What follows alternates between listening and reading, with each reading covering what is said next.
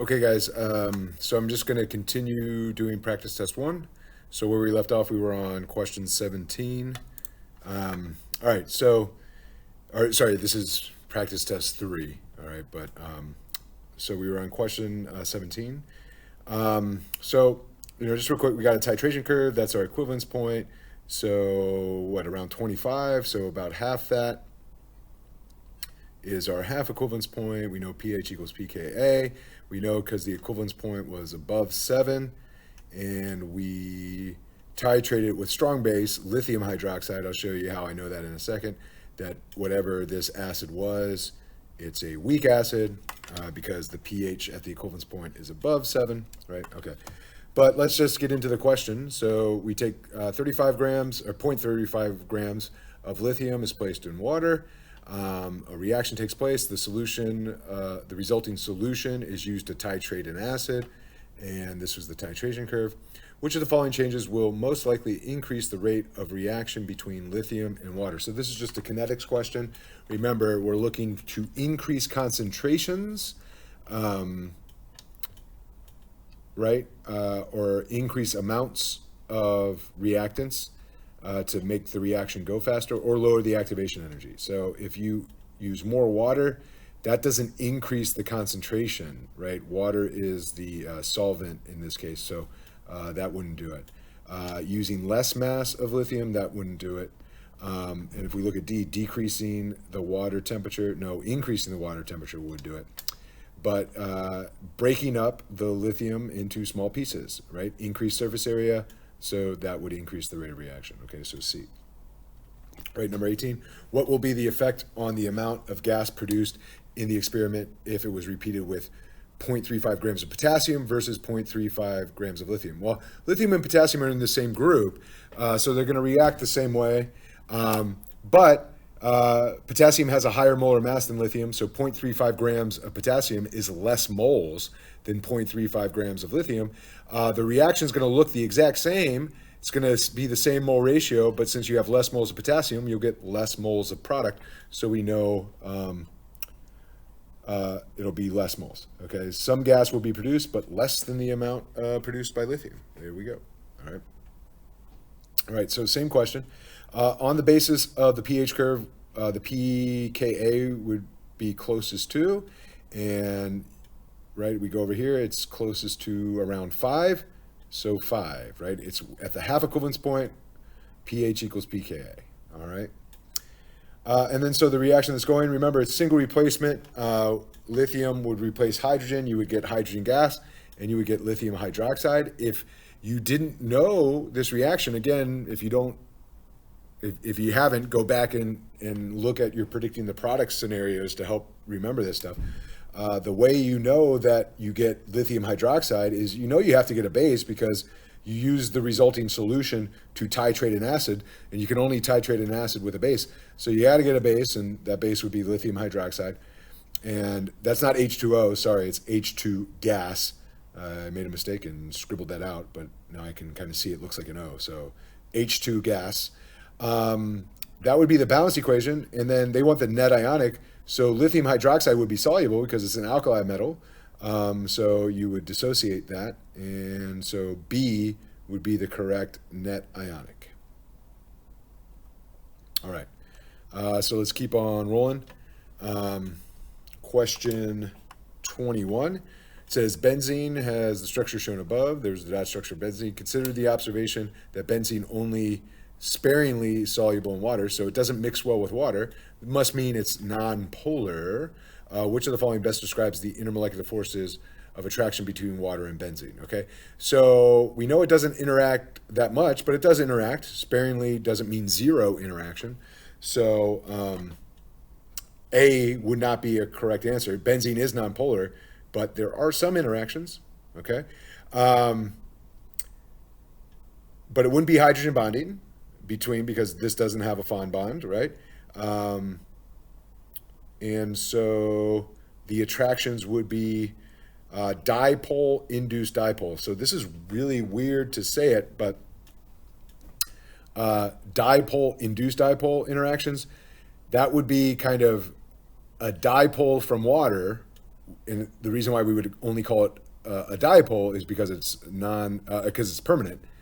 And then induced dipole would be a random dipole that shows up in the benzene because it just has London dispersion. All right. So dipole, induced dipole, London dispersion forces would be the main things interacting between benzene and water. Okay.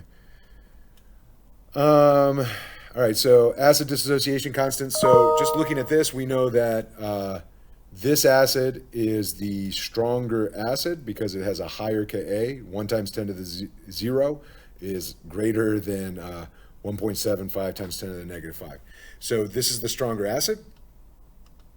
Okay. Other things to understand, if this is the stronger acid, its conjugate base is weaker than this conjugate base. So the weaker the acid, the stronger the conjugate base. The stronger the acid, the weaker the conjugate base. Let's see how that plays out. All right, so acid dissociation constants of 2 are shown above.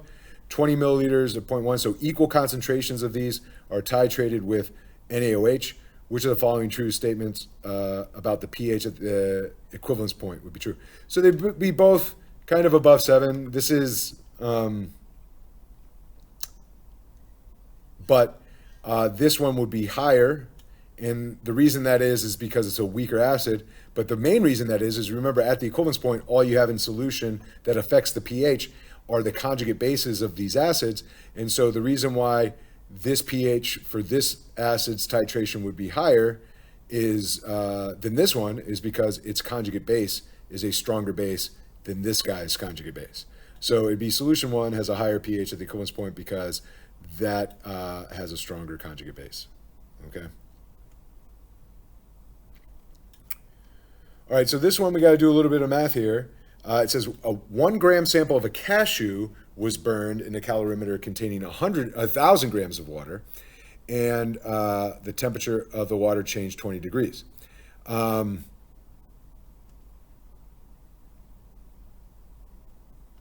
no, it's changed from 20 degrees to 25 degrees. So a total delta T of 5 degrees. In another experiment, 3 grams of a marshmallow was burned in 2,000 grams of water, and we got the same temperature change, 5 degrees. So based on the data, which one has a greater energy content in it? So which one produces more energy per gram? A gram of a cashew or a gram of a marshmallow? So we got to be careful because we had 3 grams of marshmallow and 1 gram of cashew. So it'd be Q equals MCAT. Okay. So for the water, it'd be for the marshmallow, 2,000 times 4.2 times 5 divided by 3, because we want to get an energy per gram of the marshmallow, and it was per 3 grams. But for the cashew, it would be 1,000 times 4.2 times 5 divided by 1. And this ends up being 2,000 divided by 3 is less than 1,000. Okay. So this would end up being smaller than that. So the cashew has the greater heat content. Okay, so the answer would be C there. Okay, the combustion of 1 gram of the cashew releases more energy than the combustion of 1 gram of the marshmallow. All right. So let's keep on rolling. All right, so real quick, whenever you get particles in a diagram like this, quickly count them. So over here we got 1, 2, 3, 4, 5, 6, 7, 8, 9, 10, 11. 1, 2, 3, 4, 5, 6, 7, 8, 9, 10, 11, 12, 12. And over here we got 1, 2, 3, 4, 5, 6, 7, 8. We got 8. So we went for 12 particles of gas to 8 particles of gas. We know pressure is going to decrease. And I think that's really what's going on in the question. Which of the following statements correctly predicts the change in pressure as the reaction goes to completion at constant temperature and provides the correct explanation?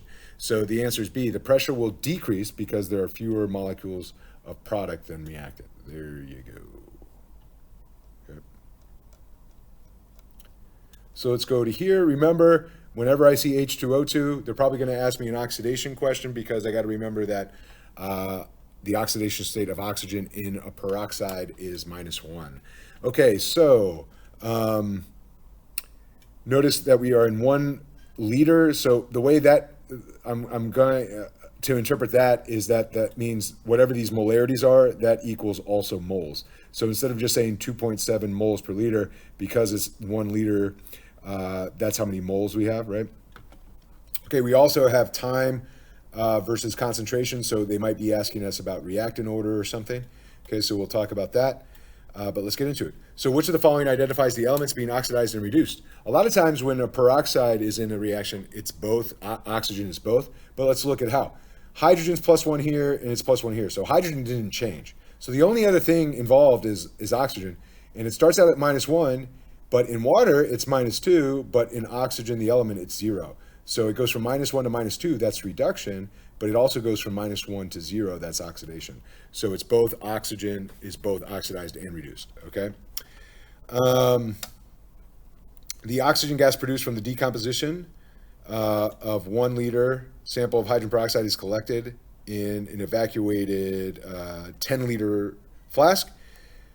So the only gas in there is going to be the oxygen gas produced at 300 K. What is the approximate pressure of the flask after 400 seconds? And it says, for estimation purposes, assume 1 mole of gas in 1 liter at 300 Kelvin is 24 atmospheres. So now we got to figure out how many moles of gas we have in 10 liters and figure out what pressure that would be. All right, so at 400 seconds, we'll notice that we went from 2.7 moles per liter to 1.7 moles per liter. But remember, because we have a 1 liter container, concentration equals moles. So we went from 2.7 moles to 1.7 moles. So that means 1 mole of hydrogen peroxide reacted. If we go to our reaction, for every 1 mole of hydrogen peroxide, I'm going to get a half a mole of oxygen because the ratio is 1 to 2. So if I take my 1 mole of H2O2 times 1 over 2, that'll give me how many moles of oxygen I have, right? So I have 0.5 moles of oxygen in 10 liters. So if I had 0.5 moles of oxygen in 1 liter, it would be half this, it would be 12 atmospheres. But I have 0.1 moles of oxygen in 10 liters, so I got to take that 12 atmospheres and divide it by 10, so I end up with 1.2 atmospheres of oxygen, because I'm in a bigger space, okay? All right, and then up here, it says, which of the following statements is correct interpretation of the data regarding how the order of the reaction can be determined? Now, here's the deal. We could see that this isn't decreasing at a constant rate as we go from 200 seconds to another 200 seconds to another 200 seconds. So I know it's not zero order, okay? But this question ends up kind of being a process of elimination, because remember, you don't have your calculator. You're not going to be able to take the natural log of these values. You're not going to be asked to do 1 over these values. So really what it would be is kind of which of these statements is the true statement and which of them don't work out. The reaction must be first order because there's only 1 reactant. No, that doesn't tell us anything. That's not a true statement. If we look at C, the reaction is first order if the plot of 1 over concentration versus time is a straight line. No, it would be second order, so we know that's just not a true statement, so that's not right. The reaction is second order because 2 is the coefficient of H2O2. No, it could be if that was an elementary step, but we weren't told that's an elementary step, so we can't assume that it is unless we are specifically told it's an elementary step. So D isn't true. It's got to be B. The reaction is first order if the plot of the natural log of concentration versus time gives me a straight line, and that is true. If that plot gave you a straight line, it's first order. So that's a true statement. It's got to be a right answer, B. All right, let's go to 28. The reaction is thermodynamically favored. So they're telling you the reaction is thermodynamically favored. As soon as you know that, you know delta G is negative, so it's got to be B or D. And then let's talk about delta S. If we look at here, we're going from an aqueous system to we have gas produced. That's going to be an increase in entropy. So delta S is going to be positive. So negative delta G and positive delta S. And now that's going to tell us that this reaction is always favored. Negative delta H and a positive delta S combo. It's always going to be favored. But they didn't ask about that. But if we needed to know it, we could answer it. All right. So let's keep on rolling here. All right. So we're still asked about this reaction, H2O2, okay? So assume that the bond enthalpies of oxygen, hydrogen bonds in H2O are not significantly different between the HO bond in H2O2. So that means you don't have to worry about those bonds. In an H2O molecule, you have 2 HO bonds, and in an H2O molecule, you have 2 HO bonds. you also have an oxygen single bonded to oxygen in that species. And then it says, based on the value of delta H, which we know is negative 96, what are the correct bond energies? All right. So let's eliminate C, because I know the double bond oxygen has to be greater than the single bond oxygen. So that can't be true. And let's eliminate D, because this bond is a polar bond and this bond is a nonpolar bond, and I would expect the OH bond to be stronger than O single bond O, which is a nonpolar bond. So because D shows this bond stronger than that bond, I would say D is wrong. All right, so it's either A or B. Okay, so two of those bonds have to break, because if we go back up to the reaction, we have two of those molecules, and one of those bonds form. So what set of values if we just cancel out the OH bonds, because you could say they're broken in form, but it's the same numbers broken in form, so it kind of cancels out. So which of these values is going to end up with around 200? And it would be choice B, because remember, you have to double the O, okay? All right, so which of the following accounts for the observation that pH of pure water is at 37 degrees Celsius is 6.8? So pure water at 25 we know is 7, at 6.8 it's more acidic, but it's also more basic. And it's just because more water can auto-ionize, so Kw increases, right? Kw at 25 is 1 times 10 to the negative 14, so the pH is 7. So as Kw increases, pH and pOH decrease. Okay, so B. All right, so don't let this term fool you. It's just, hey, you found the mass of a precipitate. Okay, so how did we find the mass of a precipitate? Well, what they did was they took their silver and copper alloy, they dissolved it in nitric acid, kind of like we did with our brass alloy, and instead of measuring absorbance of maybe copper ions versus silver ions, what they did was they precipitated the silver out, okay, or maybe they precipitated the copper out, but adding a solution containing an anion that forms an insoluble salt with only one of the metal ions. So precipitate all of the silver out and get the mass of the precipitate, or precipitate all of the copper out and get the mass of the precipitate. All right, so D. All right. A sample of a compound that contains only the elements carbon, hydrogen, and nitrogen is completely burned in oxygen to produce 44 grams of CO2. That number should shock you. 44 grams of CO2 means 1 mole of CO2. Okay, 45 grams of water is going to be 2.5 moles of water. So if you do 45 divided by 18, you get 2.5. Okay, or you could say, okay, if I double 18, I get 36. And then 36 to 45 is 9, which is half of water's molar mass. So again, 2.5 moles. So, but what we have to remember is 2.5 moles of water gives us 5 moles of hydrogen, because there's 2 H's. So we're looking for a compound that has a 1 mole of carbon to 5 moles of hydrogen ratio. It's also got to have nitrogen, but we don't have enough information to figure out what that subscript is. But we know we have to have a 1 to 5 mole ratio in our subscripts for carbon and hydrogen, and so the only answer choice that works there is B. Okay. All right, so I'm running out of time, so I got to stop there. So I'll finish this up in our third installment.